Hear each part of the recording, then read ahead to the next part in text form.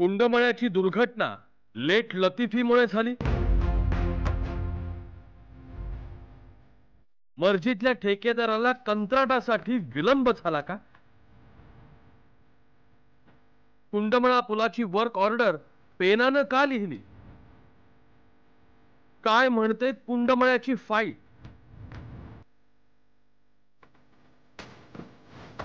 कुंडमळ्यात बुडालेल्या लोकांचा अपघात झाला नाही तर कुंडमळ्यात जीव गमावलेल्यांची हत्या झाली आहे का, असा प्रश्न विचारण्याची वेळ एका पत्रामुळे आली। हे पत्र नीट बघा। हे पत्र आहे सार्वजनिक बांधकाम खात्याचं आणि त्यावर कार्यारंभाचे आदेश देण्यात आले। हे काम कोणतं आहे तर जो पूल कुंडमळ्यात कोसळला त्याच पुलाला पर्यायी आणि वाहतूक योग्य पूल बांधण्याची, त्यासाठी 8 कोटी रुपये मंजूरही करण्यात आले। संगमनेरच्या जेडी दिघे अँड सन्स या कंपनीला कंत्राटही देण्यात आलं, पण ही वर्क ऑर्डर केवळ 5 दिवसांपूर्वीच निघावी। हा निव्वळ योगायोग आहे की आणखी काही? हा प्रश्न विचारण्याचं कारण या वर्क ऑर्डर मध्ये पेनानं लिहिलेली तारीख। कुंडमळाच्या संदर्भातले हजारो रील्स हे सोशल प्लॅटफॉर्मवर आहेत। या कुंडमळ्याला आपण आवर्जून यावं अशा प्रकारचे वेगवेगळ्या लोकांनी रील्स होते, त्याच्यामुळे तिथे पर्यटक वाढत होते। जर शासनाने मागच्या 1.5 वर्षापूर्वी हा पूल धोकादायक आहे हे माहिती असताना सुद्धा तो पूल उतरवला नाही, त्या संदर्भात तिथे कुठे बोर्ड बॅनर लावून कुठे नका बॅन केलं नाही। अशा परिस्थितीत दुर्घटना घडल्यानंतर शासनाने कातडी बचाव करण्याकरता आज जी काही नका वर्क ऑर्डर बाहेर काढली ती पेनानी नका त्याची तारीख टाकलेली आहे। मुळात हे सगळे नका आपल्या चुकांवर पांघरून घालण्याचं काम हे महायुती सरकार करते असा आमचा थेट आरोप आहे। आता या पुलाची फाईल कशी रखडत गेली, का रखडत गेली आणि कुणी रखडवली त्याचा प्रवासही डोक्यात तिडीक बसवणार आहे। 2 वर्षांपूर्वी माजी आमदार बाळा भेगडे यांनी नव्या पुलाची मागणी केली। 4 जुलै 2024 रोजी पर्यायी पुलाची वर्क ऑर्डर पास करण्यात आली। 11 जुलै 2024 रोजी काम मंजूर झाल्याचं बाळा भेगडेंना कळवण्यात आलं। या कामासाठी 8 कोटी रुपये मंजूरही झाले। तातडीनं काम सुरू होणं अपेक्षित होतं, पण 4 महिने कोणतेही काम सुरू झाले नाही। 15 ऑक्टोबर 2024 रोजी विधानसभेची आचारसंहिता लागली, पण टेंडर पास झालेलं असताना आचारसंहिता लागू होत नाही, तरीही कोणतंही काम सुरू झालं नाही। 23 नोव्हेंबर 2024 ला विधानसभेचा निकाल लागला। डिसेंबर महिन्यात नवं सरकार स्थापनही झालं, पण त्यानंतरही पुढचे 6 महिने काम सुरू झालं नाही। 15 जून रोजी अखेर पर्यटकांनी भरलेला पूल कोसळला आणि 16 जून रोजी 10 जूनची तारीख असलेली वर्क ऑर्डर समोर आली। 2024 नंतर 2025 पर्यंत हा जो कालावधी आहे, निवडणुकीनंतर या विषयाला गती आली।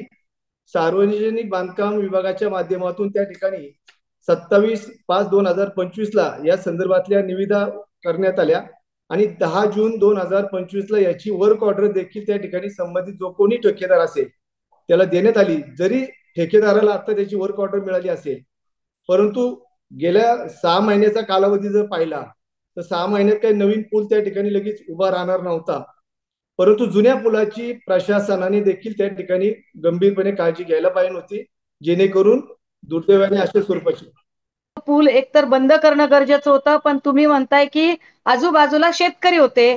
माझा प्रश्न साधा आहे की जर दोन्ही बाजूच्या लोकांना ये जा करण्यासाठी दुसरा वैकल्पिक मार्गच नव्हता, पर्यायी रस्ताच नव्हता, तर मग तर तो पूल अत्यंत तातडीनं बांधणं गरजेचं होतं। मग ती तत्परता जर एखादा शपथविधी पहाटे करण्या इतकी तत्परता फडणवीस साहेब आणि अजितदादा दोघांकडून दाखवली जाते, राज्यपाल महोदय सुद्धा पहाटे पहाटे येतात, तर पूल बांधायला ती तत्परता का दाखवली जात नाही साहेब? प्रश्न असा आहे की मर्जीतल्या ठेकेदाराला काम देण्यासाठी पुलाचं काम रखडवलं गेलं का? एकदा वर्क ऑर्डर मंजूर झालेली असताना पुन्हा पुन्हा वर्क ऑर्डर काढण्याची गरज काय होती? पूल धोकादायक बनत असताना ही दिरंगाई जीवघेणी ठरण्याची शंका नाही आली का? पुलाचं काम कारण नसताना रखडवणं हा पर्यटकांच्या जीवाशी खेळ नाही का? दुर्घटनेनंतर समोर आलेली वर्क ऑर्डर केवळ 5च दिवस आधीच कशी आली?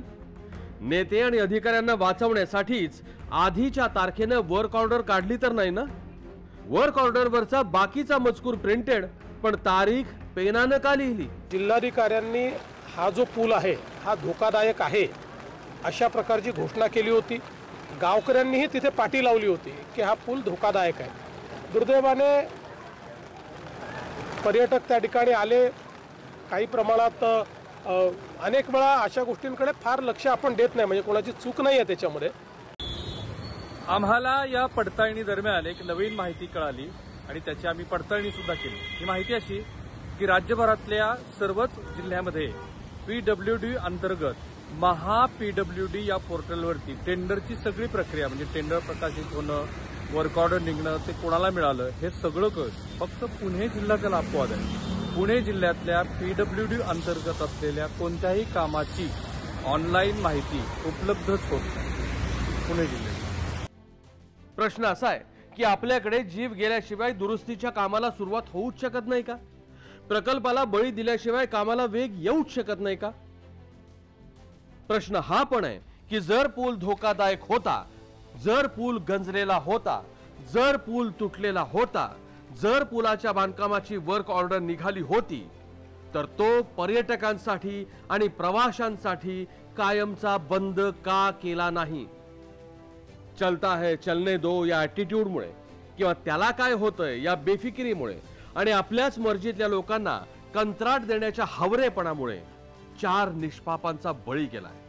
नव्हे, यंत्रणेनं या 4 जणांचा खूनच केलाय. राहुल कुलकर्णी, NDTV मराठी, कुंडमळा.